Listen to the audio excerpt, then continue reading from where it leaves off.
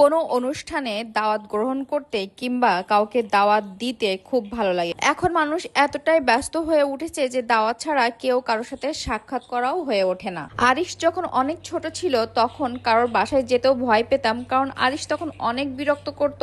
অনেক চঞ্চল আরিশ, এই জন্য ছোট থেকে সে কোথাও এক জায়গায় স্থির হয়ে বসে না। আমাকেও বিরক্ত করত, সে নিজেও অনেক কান্নাকাটি করত নতুন কোনো পরিবেশে বেড়াতে গেলে। কিন্তু ধীরে ধীরে আরিশ বড় হচ্ছে এবং সব পরিবেশের সাথে খাপ খাওয়ানোর নিজেকে চেষ্টা করছে। আপনাদের এমন কোনো বেবি আছে যারা আরিশের মতো খুব চঞ্চল, খুব বিরক্ত করে কোথাও বেড়াতে গেলে? আরিশ এতটাই বিরক্ত করে যে আমি কারোর বাসায় গেলে আমি নিজে অনেক লজ্জায় পড়ে যাই। এমনকি কারো বাসায় বেড়াতে গেলেও চঞ্চল বাচ্চা দেখলে সেই বাসার মানুষও বিরক্ত হয়। কিন্তু মনোবিজ্ঞানীর ভাষায় যে বাচ্চা যত বেশি চঞ্চল সেই বাচ্চা তত বেশি যাদের বাসায় বাচ্চা নাই তারা বাচ্চার এই চাঞ্চল্যকর অবস্থাটা মেনে নিতে পারেন। একটা কষ্টের মেমোরি আপনাদের সাথে শেয়ার করি। আরিশের বয়স তখন 3 বছর।